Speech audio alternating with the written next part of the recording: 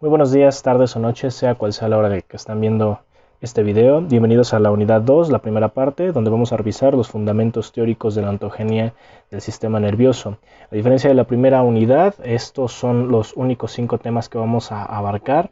En este caso nos vamos a enfocar un poco más a lo que es embriología y desarrollo prenatal.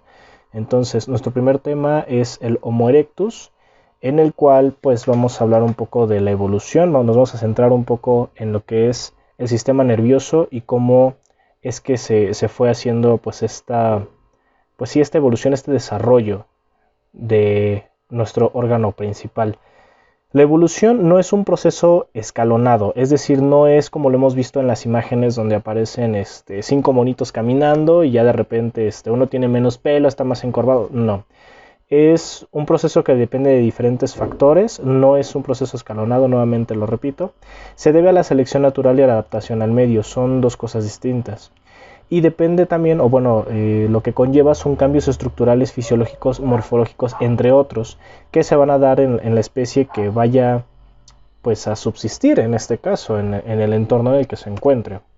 Aquí podemos ver, como les decía, cómo se ha ido haciendo esta diferenciación, cómo han ido pues sí evolucionando nuestros diferentes ancestros, pero como decía, no es un proceso escalonado. Aquí ya podemos ir viendo que está, más bien son como líneas, pero no es que uno descienda directamente del otro. Esta imagen es extraída de la evolución, del libro de la evolución del cerebro en el género Homo. Y aquí abajo está la referencia por si requieren más detalles acerca de cómo se da esta evolución. Continuando con lo que nos compete sobre los antepasados del humano actual, vamos a hablar en específico del Homo erectus y el Homo sapiens, pero debemos de tener en cuenta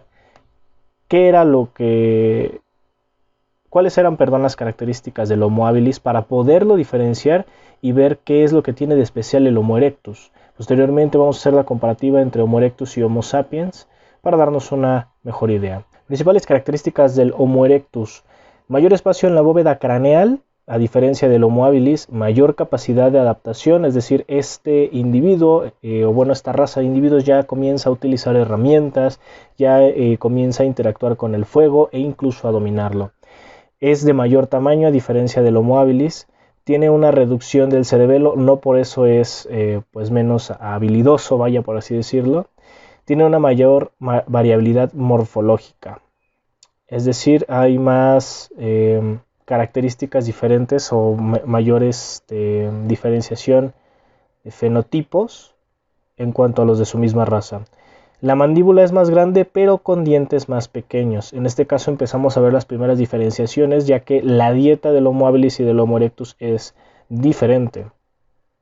Pasando al Homo sapiens, en esta comparativa entre las diversas especies o las diferentes especies, las principales diferencias con el Homo erectus, que es el que veíamos anteriormente, en relación al cráneo es más abombado y se desarrolla principalmente el área frontal para un cerebro más complejo. Esta es tal vez la característica principal de la que debemos de tener en cuenta en estas diferencias entre las especies. Hay un mayor desarrollo de la neocorteza, pero principalmente del área frontal, que después un poquito más adelante lo vamos a ver. Cultura: obtiene su complejidad cerebral basado en su interacción en masa, es decir, Homo sapiens ya puede empezar a generar conceptos abstractos complejos y a partir de esto ya genera sus propias culturas, y esto es lo que enriquece todavía más lo que es su masa encefálica. Razonamiento: único ser viviente hasta el momento con la capacidad de razonar. Hay que tenerlo muy en cuenta, somos hasta el momento la única raza que puede razonar como tal, que es diferente a entender una idea, que puede razonar una idea, y eso es una capacidad. Encefalización: aquí me estoy refiriendo principalmente a que el desarrollo se centró en el encéfalo, con aumentos del parénquima, o lo que vamos a conocer como corteza, parénquima cerebral y cerebeloso. Nuevamente parece una modificación en el cerebelo también. Abstracción: Se caracteriza por el entendimiento de conceptos abstractos nuevamente relacionados a la cultura y el lenguaje. Este lenguaje es de hecho el proceso psicológico superior más complejo y avanzado, que es también lo que le va a dar una diferenciación entre las especies animales al humano, en este caso al Homo sapiens, de que genera su propio lenguaje a partir de conceptos abstractos, en este caso también escrito. Ahora vamos de lleno con esta neocorteza, el desarrollo evolutivo de esta área en específico. También llamada neocórtex, es el área del cerebro humano que más se ha desarrollado en cuanto a la evolución, comprendiendo el 90% de la corteza cerebral. Es decir, la neocórtex es 90% de lo que es nuestro cerebro. Hay que hacer diferenciación entre lo que es cerebro y encéfalo. Encéfalo es básicamente el conjunto de órganos que se encuentran dentro de la bóveda craneal, comprendiendo también lo que es el tallo cerebral, el cerebelo, el bulbo raquídeo, etc. Cerebro son los hemisferios, encéfalo son la serie de órganos que se encuentran dentro de la bóveda craneal. Entonces, esta neocórtex comprende el 90% de la corteza cerebral y se conforma por somas, en este caso cuerpos de las neuronas, también llamadas materias grises o materia gris. En este caso, los axones de estas neuronas se van a encontrar ya dispersos en lo que es el sistema nervioso periférico y algunas partes incluso del sistema nervioso central. En algunas áreas puede medir de 2 a 4 milímetros de espesor, sin embargo presenta circunvoluciones debido a que el órgano como tal está plegado, es decir, está enrollado sobre sí mismo, está doblado, ya que si estuviera extendido podría medir cerca de 2 metros cuadrados. Es decir, tenemos un órgano con ese volumen, con ese tamaño, con esa complejidad, y que estando ya extendido podría medir 2 metros cuadrados. Esa es la razón por la que tiene circunvoluciones. Entonces, principales características de la neocorteza. La organización está basada en lóbulos, el derecho y el izquierdo. Hay un desarrollo de capacidades, en este caso del razonamiento, se le atribuye también la conciencia y el pensamiento lógico. El desarrollo del área frontal, como habíamos dicho, nos ayuda a la concepción del yo, a los procesos ejecutivos básicos y superiores. Ya posteriormente iremos viendo en áreas de Brodmann lo que corresponde a cada área del cerebro. Cada área está especializada en algo, pero a final de cuentas se utiliza todo el cerebro para ejecutar hasta la tarea más mínima.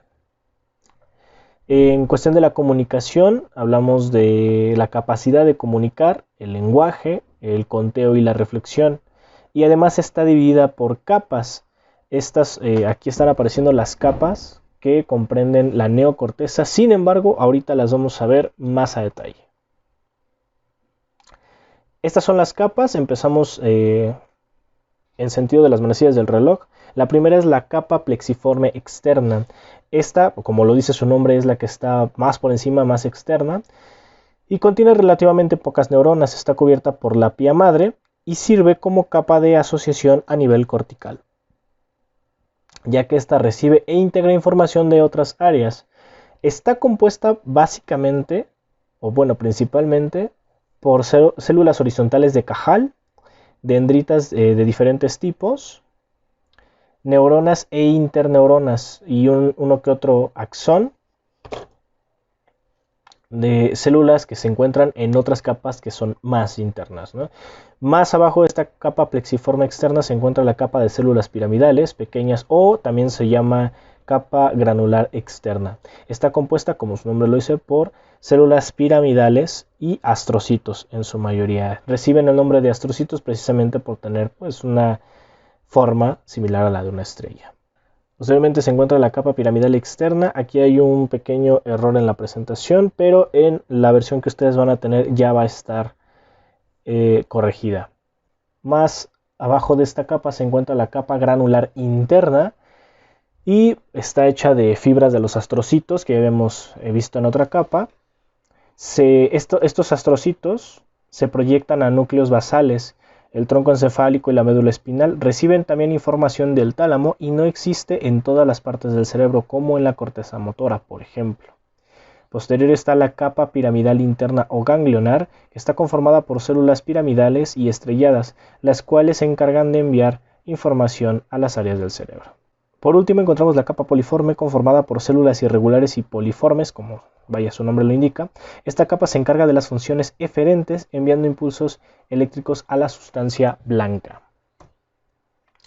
Ahora que conocemos cómo ha sido el desarrollo evolutivo del cerebro, por así decirlo, o bueno, del encéfalo, pues vamos a ver lo que corresponde a la embriología, cómo es que ya a partir de los Homo sapiens y su reproducción, cómo se va dando este desarrollo del cerebro. Primero tenemos que entender que existe una glándula, es la que está aquí señalada, es la glándula hipófisis, la glándula pituitaria o también llamada glándula maestra. Llamada de esta forma porque aquí inician todos los procesos hormonales y esta glándula también controla a otras glándulas que se encuentran en otras partes del cuerpo. Se comunican a partir del torrente sanguíneo.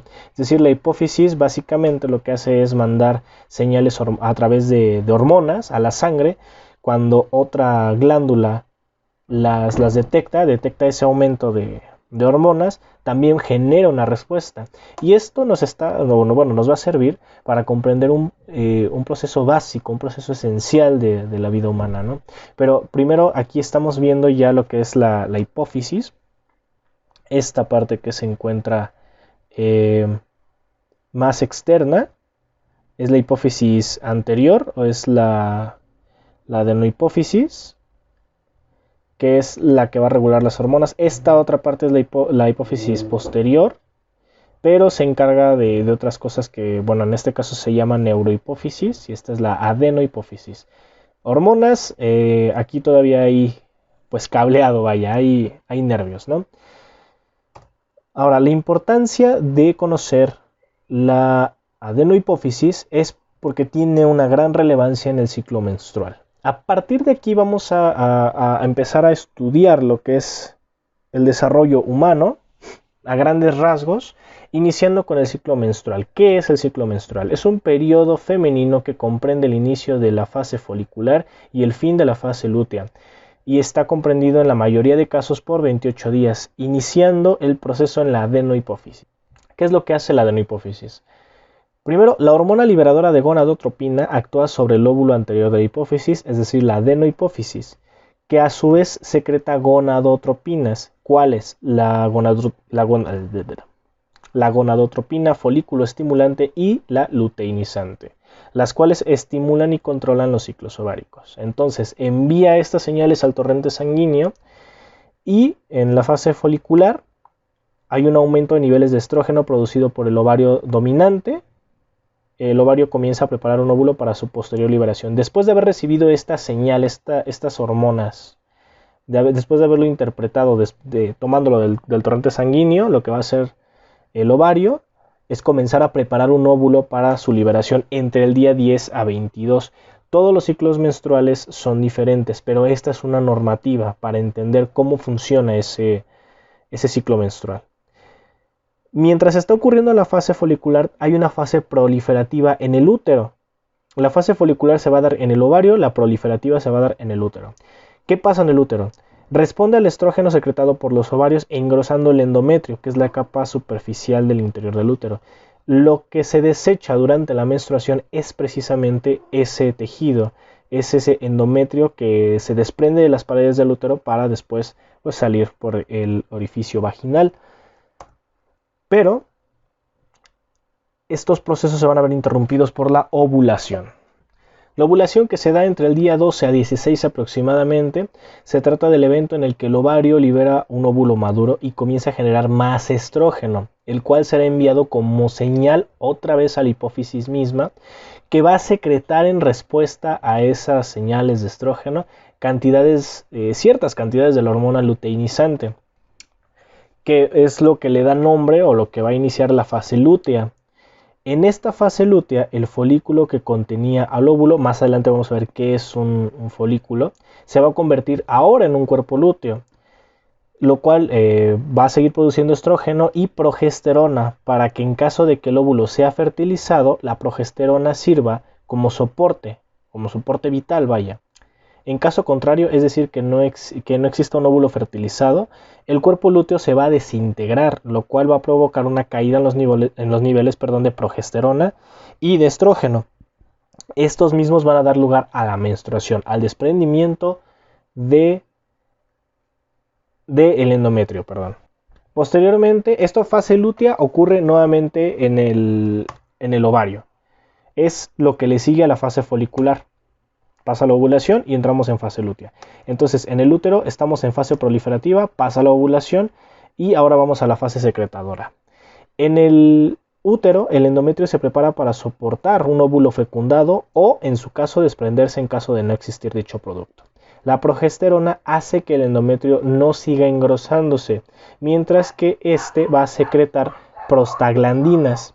Estas prostaglandinas son responsables de los espasmos y, bueno, en este caso, dándole interpretación a esto, a los dolores menstruales típicos, pues, de este evento mensual. Continuando con esto, la menstruación es la fase final y también la inicial en la que el endometrio se desprende gracias a la producción máxima de prostaglandinas. ¿Se acuerdan? Esas que generan los espasmos.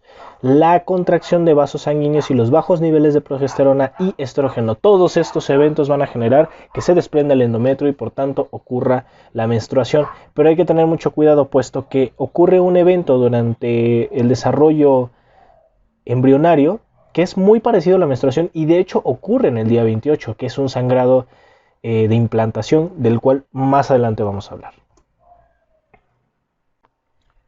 Esto que vemos aquí es el desarrollo de los folículos. Estos son folículos, estos son folículos, estos son folículos. Hasta aquí todavía son folículos. Recuerden que estábamos hablando de folículo y cuerpo lúteo. Cuando ocurre la ovulación, que es cuando se desprende este óvulo maduro, ya empieza a hacerse este cuerpo lúteo, que es el que va a estar secretando la progesterona. Y bueno, en caso de que no exista el producto, o igualmente si lo existe, solamente va a producir la progesterona necesaria para que haya un soporte del embrión hasta cierto punto y después se va a desintegrar, va a desaparecer. En caso de la menstruación, de que exista la menstruación, pues el proceso se va a repetir nuevamente. Es un proceso cíclico, por eso se llama ciclo menstrual, porque ocurre en bucle. Eso será hasta que pues, la mujer deje de menstruar, ¿no? Ahora, la fecundación.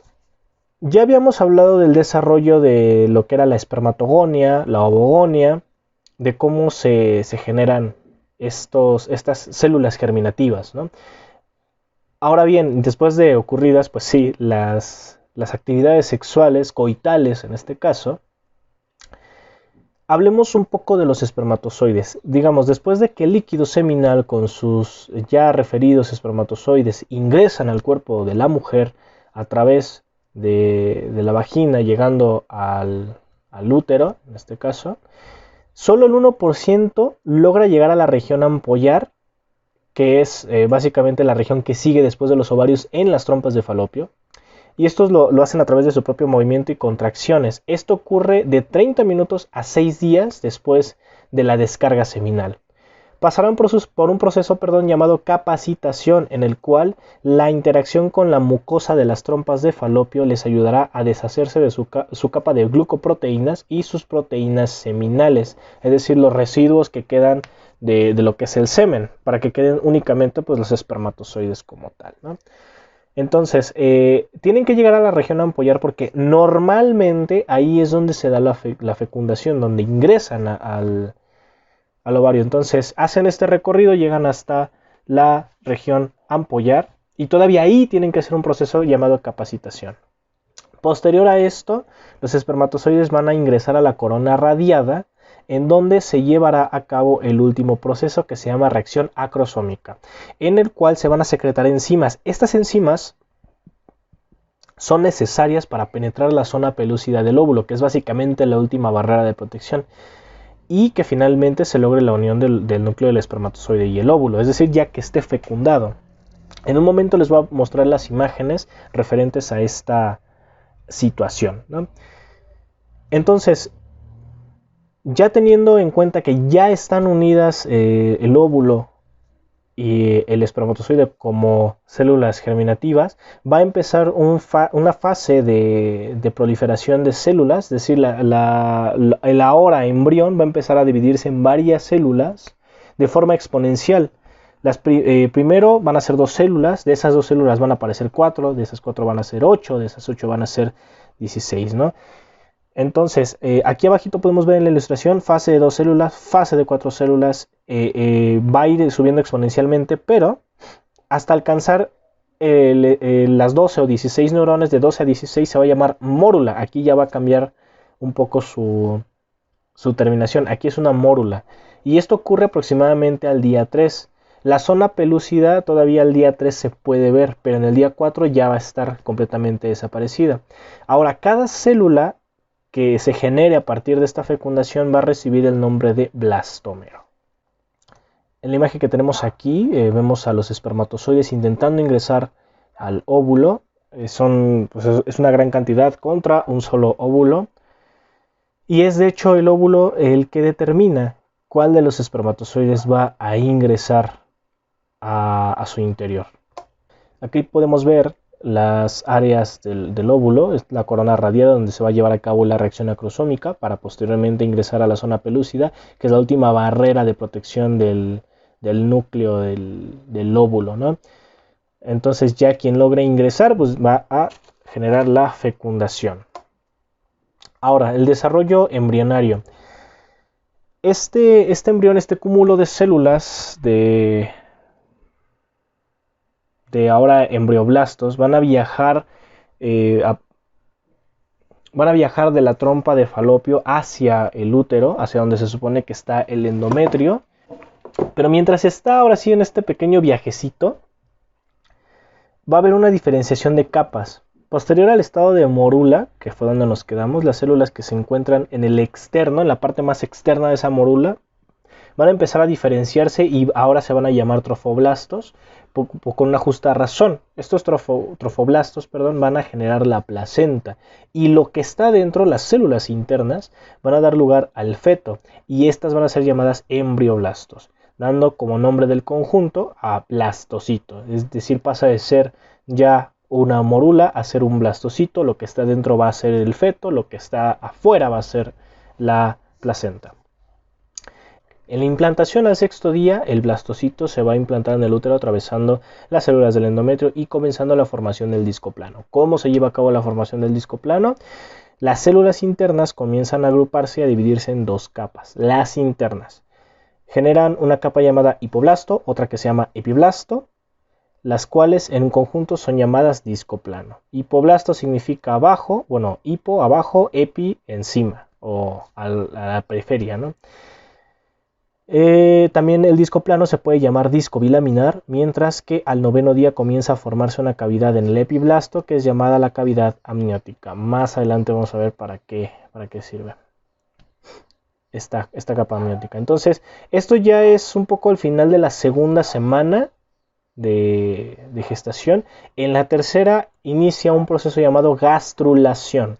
Se forma ahora un disco trilaminar que es conformado por ectodermo, mesodermo y endodermo, y empieza a formarse un surco estrecho con regiones abultadas a los lados. Este proceso se llama invaginación. En un momento les presento una imagen de la invaginación, cómo se ve el disco, para una mejor referencia. Entonces, aquí tenemos un blastocito, cómo se ve al 9º día. Y aquí ya podemos ir diferenciando el hipoblasto, el epiblasto, y se empieza a generar, como les decía, a la mitad del epiblasto, lo que es la cavidad amniótica. Mientras, por su parte, estas células ya empiezan a generar lo que va a ser la placenta. Ahora, cuando ya está este disco trilaminar que habíamos hablado, aquí empieza esta invaginación, es decir, este surco como que empieza a hacerse hacia adentro, mientras que los laterales empiezan a levantarse, como si se tratara de precisamente como de una vagina, de un pliegue en este caso, para después desarrollarse y hacer otra cosa, que más o menos vamos a ver posteriormente. Esto es un blastocito al 9º día. Ahora, desarrollo embrionario, continuamos. Habíamos hablado de estas capas que eran ectodermo, mesodermo y endodermo. ¿Para qué van a servir? Cada una de estas capas va a dar origen a una parte distinta del embrión. En este caso, el ectodermo va a desarrollar el sistema nervioso y la piel, el mesodermo, los músculos, el esqueleto, los riñones, el aparato reproductor, el endodermo, las glándulas endocrinas, los pulmones, el sistema digestivo, el hígado. Y va a comenzar también la formación de la notocorda, la invaginación de la que ya habíamos hecho mención, en la que se encuentran las células prenotocordales, continúan su avance hasta la placa precordal, recorriendo lo que será el tubo neural y haciendo una especie de hilo de células que posteriormente van a formar la notocorda definitiva. Entonces, esta invaginación comienza a recorrerse hasta aproximadamente este punto y van a formar la notocorda. Ahora, va a ocurrir otro proceso llamado neurulación. Es el proceso que inicia con la unión de los pliegues neurales que sobre la línea media se fusionan formando un tubo neural que tendrá un polo anterior, craneal y posterior caudal. Aquí vamos a hacer otra diferenciación. Entonces, aquí ya tenemos, por ejemplo, vamos a agarrar un lapicito, sí, este. Entonces, vamos a pluma. Esta imaginación que empieza aquí se empieza a recorrer hasta aproximadamente por acá, más o menos, y los pliegues se van a alzar de tal forma que visto desde otra perspectiva, desde esta perspectiva, viéndola, se va a ver de esta forma, esta imaginación, y van a empezar a plegarse hasta formar lo que pareciera ser un tubo neural. Entonces, este tubo aquí va a tener un poro, un neuroporo y otro neuroporo. Entonces, el poro que se encuentra en la parte superior, que es la que está aquí, la membrana bucofaringea, ese poro se va a llamar poro craneal y el posterior se va a llamar caudal.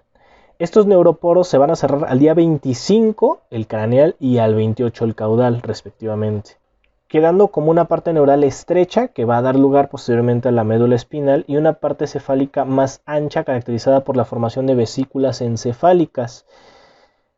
Más adelante vamos a ver qué son estas vesículas y también va a estar segmentado. En este momento, más o menos de los 25 a 28 días, ya va a haber una diferenciación de 18 a 20 somitas. En un momento les presento cuáles son las somitas.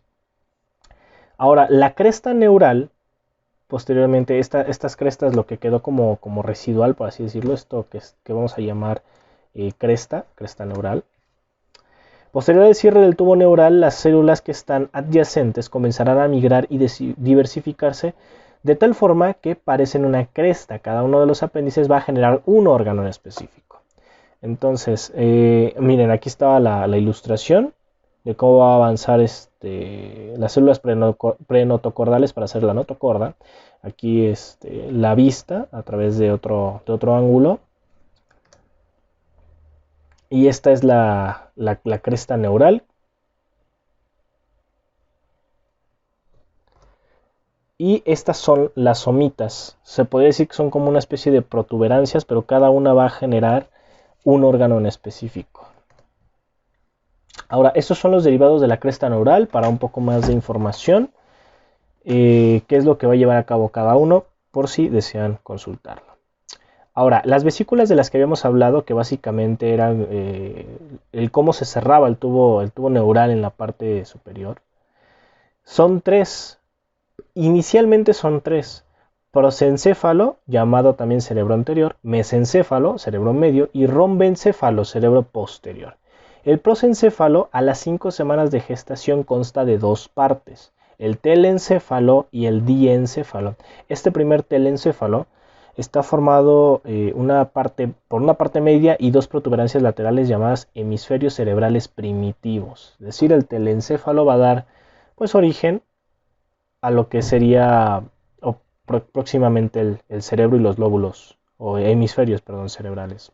El diencéfalo está caracterizado por la excrescencia de las vesículas ópticas, que van a ser, en este caso, los nervios ópticos y los ojos posteriormente. El rombencéfalo está formado por el metencéfalo, que formará más tarde el puente y el cerebelo, y el mielencéfalo. El mesencéfalo es el único que se va a quedar como cerebro medio, no va a tener una diferenciación, a diferencia de prosencéfalo y rombencéfalo. Ahora, la formación de la médula espinal son ensanchamientos a los laterales del tubo neural que comienzan a tomar forma de astas, que serán posteriormente las astas motoras ventrales, y las sensitivas dorsales. Hiciéramos un corte horizontal en la médula espinal, veríamos que las astas que están hacia adentro del cuerpo, que es la forma ventral, son las que van a generar el movimiento, son las motoras, y las que están hacia afuera, como si fuera hacia el exterior, vaya, las dorsales son las sensitivas. En este caso recordemos como una mnemotecnia que por delante se ejecuta y por detrás se siente. Cada quien lo va a interpretar como guste, pero esto nos va a ayudar a diferenciar qué partes o qué astas de la médula espinal son las que ejecutan movimiento y cuáles son las que ejecutan, o bueno, reciben información sensitiva. A lo que sea motor lo vamos a llamar eferente, porque efectúa movimiento, y a lo que sea sensitivo es aferente, porque hay una recepción de información. Entonces, eferente es de efectuar, aferente es de recibir. Aquí podemos ver también algunos defectos del cierre del tubo neural, que posteriormente, ya más avanzado lo que va a ser el feto, van a generar pues un problema. Aquí tenemos lo que es una de las meninges que protegen el sistema nervioso, y aquí otra que es la aracnoides, ¿no? Entonces, cuando el líquido cerebroespinal se encuentra debajo del aracnoides, lo que se va a llamar espacio subaracnoideo, esto es a nivel ya de médula espinal, ¿no?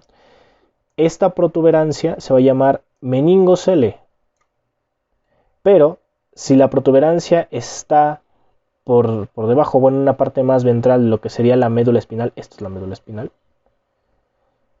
se va a llamar meningomielocele, es decir, la protuberancia está donde debería estar la médula espinal. Esto también es tejido neural y tejido neural plegado, y va a recibir el nombre de raquisquisis. Ahora, también hay otra afección del cierre del tubo neural, se llama espalda bífida, y es un defecto pues también de cierre de lo que es Hay aquí una salida de lo que es el tejido, del tejido óseo va a salir esta protuberancia que va a contener médula y nervios espinales, también va a contener líquido cefalorraquídeo, y se debe a un defecto también de las vértebras, como por así decirlo. Digamos que este es su trazo original que tendría que seguir, pero hay un mal cierre, por así decirlo. Entonces la médula espinal lo que va a hacer es esto, va a salir por aquí, va a volver a entrar y vámonos. Y como decíamos, es un problema de cierre del tubo neural llamado espina bífida. Ahora, desarrollo prenatal. A partir de la semana número 12 ya no se generan nuevos órganos, sino que maduran los que ya existen. O lo que es lo mismo, las células preexistentes van a evolucionar a lo que es ya un órgano maduro. ¿Qué pasa a las 12 semanas o a partir de las 12 semanas? Los párpados del ahora feto se cierran y no se abren hasta la semana 28. La cara se ve ya más o menos definida, las extremidades son aún largas y delgadas, posiblemente van a agarrar ese engrosamiento a partir de tejido graso. El tamaño de la cabeza es casi la mitad del feto, aparecen los primeros brotes dentarios.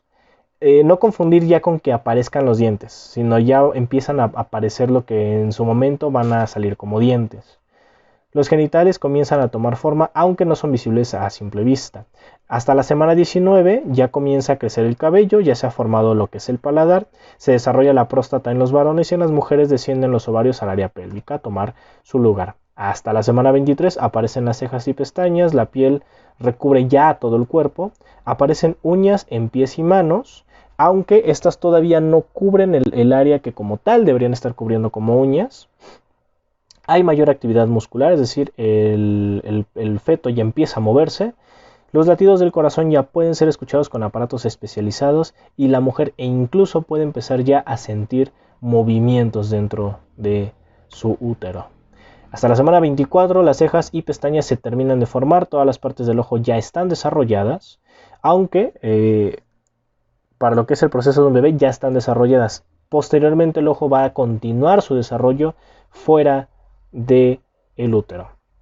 Aparecen las huellas plantares y las palmares, ya inicia la aparición del reflejo de presión, la formación de alvéolos pulmonares e incluso hay respuestas reflejas similares a la respiración, que es lo que indica que los pulmones ya permiten el intercambio gaseoso, que es inherente a la respiración, aunque no sea una respiración como tal.